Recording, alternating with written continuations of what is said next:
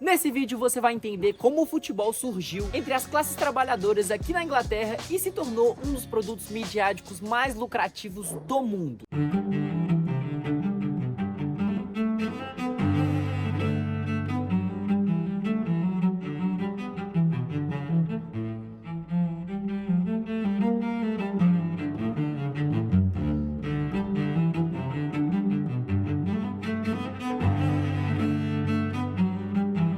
Não se exige ao certo uma origem para o jogo de futebol, sendo ele registrado em diversos lugares do mundo, principalmente durante a Idade Média. A versão que a gente conhece do futebol hoje começou a dar os seus primeiros passos na Europa feudal. Isso quando dois habitantes de vilarejos distintos tentavam cruzar a bola e atingir um certo ponto de uma certa distância para ver quem conseguia fazer mais longe e tudo mais. Então esse foi meio que o embrião do futebol.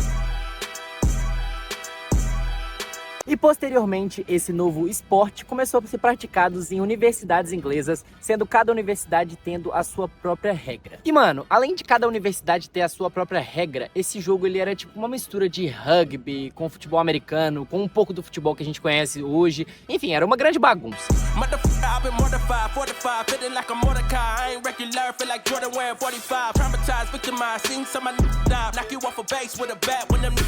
E então, em 1863, um grupo de homens se reuniu nesse pub bem atrás de mim aqui para criar a Football Association, que era uma associação que tinha como objetivo unificar todas as regras desse futebol que estava tipo completamente confuso e cada um lugar com sua regra. E foi então no dia 19 de dezembro de 1963 que a primeira partida foi disputada com essas novas regras que eles definiram aqui. A partida ficou 0-0. E essa partida foi disputada entre Barnes e Richmond, que são literalmente dois bairros aqui de Londres, então eles montaram o time dos bairros, e essa partida ficou 0-0, deve ter sido um jogo bem chato. Chato, porém bem histórico, mano.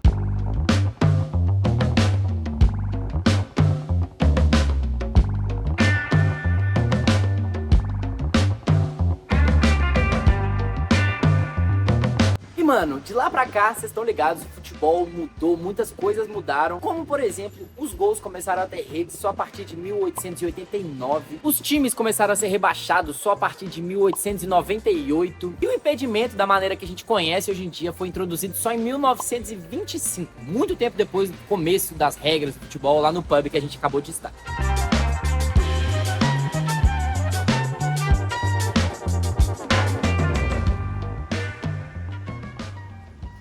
Mas e aí, aonde que entram os ricos e pobres nessa história toda? Afinal de contas, galera, o futebol sempre foi um esporte elitizado ou ele foi um esporte criado pelas classes populares e que depois foi gentrificado pelas classes mais altas? Como a gente já falou aqui pra vocês nesse vídeo, o futebol ele tem sim suas origens nas faculdades britânicas. Ou seja, ele também tem um pouco de ligação com a elite. Apesar disso, cada clube daqui tem tipo suas origens distintas. Alguns foram criados por classes operárias, alguns foram criados por classes ricas da elite, e vocês vão saber quais são esses agora. Alguns desses times, como por exemplo o Crystal Palace e o Aston Villa, foram criados para que os jogadores de cricket dessas equipes pudessem manter a forma durante o inverno, enquanto eles não estivessem treinando ou então jogando, eles ficavam treinando futebol para poder manter a forma. E existem também times fundados por operários, pela classe operária, como por exemplo o Arsenal, que foi criado por operários de uma fábrica de armamentos aqui em Londres, ou então até do West Ham, que foi um time criado por operários de uma fábrica de ferro, também aqui da capital inglesa. No Brasil, todos nós crescemos com o horário do futebol sendo no domingo à tarde, não é isso? Já aqui na Inglaterra, isso é diferente. Aqui o horário do futebol, o tradicional, é no sábado após o almoço. E você sabe por quê, meu mano? Porque era esse o horário em que os operários saíam das fábricas no sábado e assim eles podiam assistir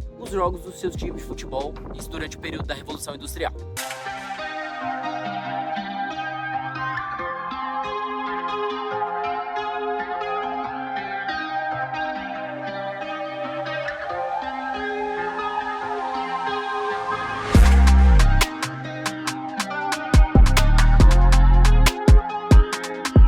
E foi então que a Inglaterra começou a lidar com muita inflação e desemprego até a chegada do Partido dos Trabalhadores aqui em 1945. O país então voltou a crescer, a prosperar, principalmente com a chegada do Winston Churchill, um conservador, e isso durou até mais ou menos os anos 60, que foi quando o país sofreu outra grave crise econômica e aí ficou paia a economia tudo de novo.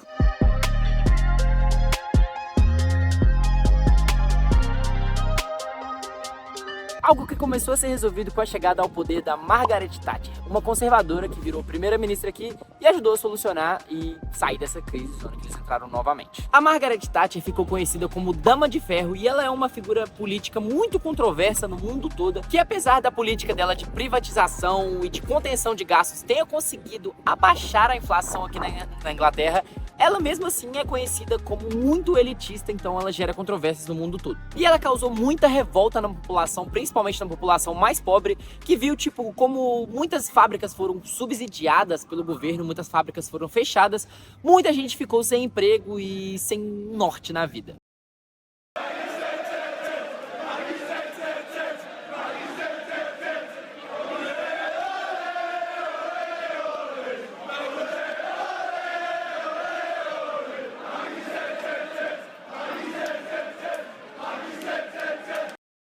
E esse período conturbado é óbvio que também teve reflexos no mundo do futebol. A população estava toda desolada, muito sem emprego, então o futebol foi usado muito como uma âncora para que muitas pessoas pudessem se distrair dessa vida que já não tinha emprego, tudo bagunçado, a política toda errada. Enfim, as pessoas começaram a assistir mais ainda e se apoiar mais ainda no seu time de futebol. Inclusive existem alguns documentários aí nas plataformas digitais, como por exemplo o do Sunderland, que é um time daqui da Inglaterra, que chama Sunderland Till I Die, Sunderland até morrer. Então é um documentário bem interessante pra você ver, pra você entender do que eu tô falando.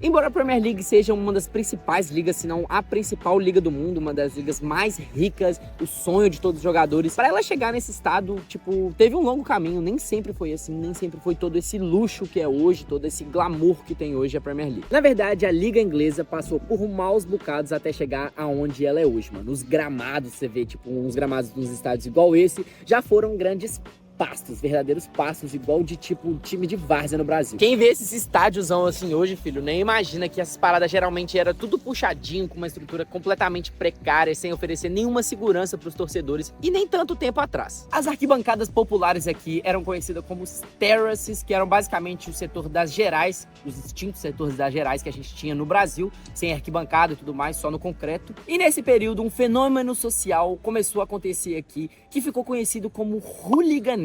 Após você já ouviu falar dessa palavra, hooligans, que foi nada mais nada menos do que o aumento exagerado da violência envolvendo o futebol, não só dentro dos estádios, mas também fora dos estádios, muito por causa do momento social que a Inglaterra estava vivendo. Muitas pessoas buscavam descontar a raiva delas, tipo, da política, financeiro, no futebol, então eles literalmente só saíam na porrada. E bom, galera, esse fenômeno, o hooliganismo, chegou no seu auge em 1985, na final da Copa dos Campeões, que aconteceu entre Liverpool e Juventus da Itália. Mano, a final era em Bruxelas, na Bélgica, e os torcedores do Liverpool invadiram o setor dedicado para os torcedores da Juventus e rolou a treta. The press of bodies trying to escape from the violence led to the collapse of a safety fence. Many victims were trampled to death. Many more were crushed by the weight of their fellow supporters as they struggled in near panic to find a way out. A grade que estava separando os torcedores, ela literalmente colapsou. E esse dia morreram mais de 39 pessoas e mais de 600 pessoas ficaram feridas, mano. Foi uma verdadeira tragédia. Mesmo assim, a bola rolou, mesmo com essa tragédia tudo acontecendo. A Juventus ganhou de 1-0 com o gol do Platini e se sagrou campeão em cima do Liverpool.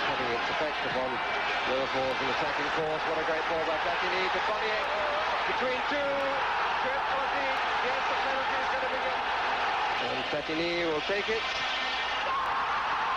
And he puts Juventus in front.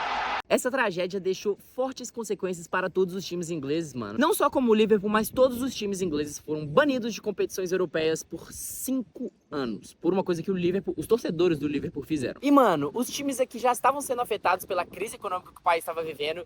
E ainda você poder ficar 5 anos sem disputar nenhuma competição europeia. Então isso acabou afundando um pouco mais ainda os times ingleses.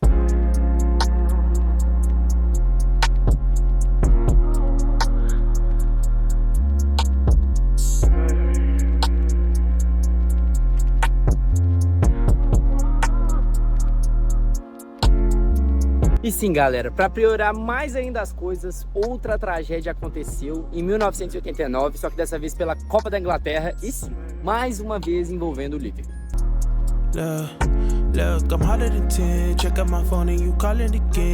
Em um primeiro momento, os hooligans foram apontados como os responsáveis por essa tragédia, mas eles admitiram recentemente que, na verdade, não foi um erro dos hooligans, não foi uma tragédia causada pelos hooligans, e sim por negligência policial.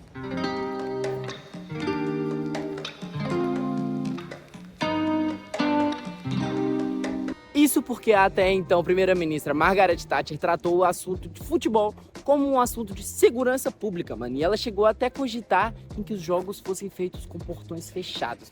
Mas essa ideia de jirico aí dela foi descartada bem rapidinho. E então foi encomendado o relatório Taylor, que tinha como objetivo apontar quais foram as causas para essa tragédia de Hillsborough e para isso tentar prevenir novas tragédias que poderiam vir a acontecer. As conclusões desse relatório Taylor foram que os estádios ingleses não estavam preparados, não estavam prontos para receber torcedores nas condições que eles tinham, então a maioria dos estádios teve que passar por grandes reformas para poder voltar a receber torcedores. Uma das principais mudanças foi o fim dos terraces, que é o que eu falei que eram as gerais, e assim os estádios todos passaram a ter assentos, serem conhecidos como os all-seaters. Acabou a geral, galera. E muitas pessoas consideram o fim desses terraces, das gerais, um dos principais motivos para a elitização dos estádios aqui na Inglaterra.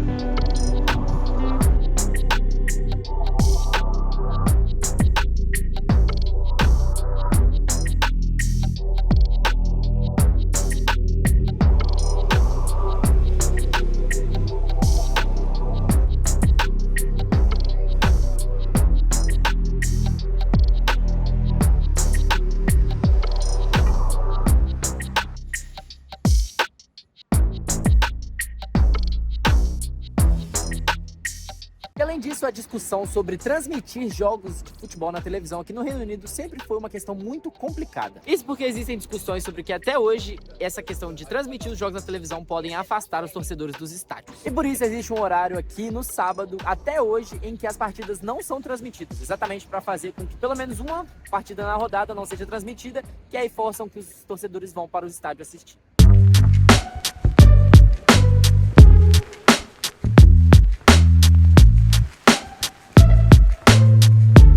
Em um mundo cada vez mais globalizado, a venda do direito de transmissão começou a se tornar cada vez mais importante, uma fonte de renda mais importante para clubes do mundo inteiro, não só aqui da Inglaterra. E com a situação financeira complicada, excluído das competições europeias e com um produto, tipo assim, bem pouco atrativo pelo que a gente já falou do futebol pereba, eles precisaram se reinventar, os clubes ingleses. E muito por causa dessa decisão de tentar transformar a liga num produto mais atrativo, a Premier League conseguiu se tornar a liga mais rica do mundo e mais atrativa.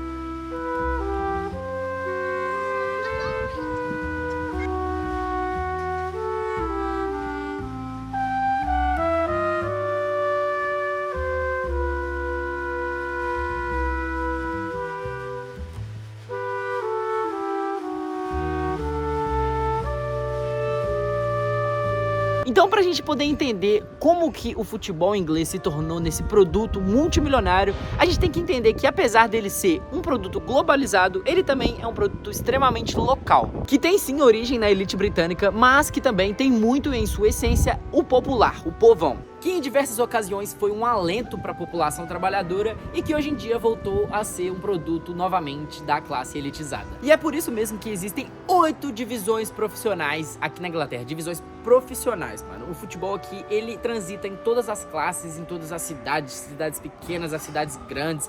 Enfim, o futebol aqui ele tem toda a sua história, todas as suas razões. E nesse vídeo nós citamos também sobre os hooligans, os famosos hooligans. E se vocês querem saber um pouco mais sobre esse movimento, basicamente, de torcidas organizadas aqui da Inglaterra, comenta aqui embaixo que a gente pode fazer um vídeo, trazer um vídeo desse modelo aqui, desse vídeo documentário. E também comenta se vocês curtiram esse modelo de vídeo, se vocês querem que a gente faça mais esses vídeos pesquisados. Queria agradecer muito, um especial salve pro Brenão, meu camarada, Breno Delfino, grande repórter, grande jornalista esportivo, que ajudou o Livre Estrada a fazer esse vídeo aqui, mano. Satisfação demais, irmão, você é brabo. Esse vídeo ficou muito completo graças a ele, que pesquisou e organizou todas essas informações. Então é isso, espero que você tenha curtido o vídeo. Tamo junto e aqui é Galo.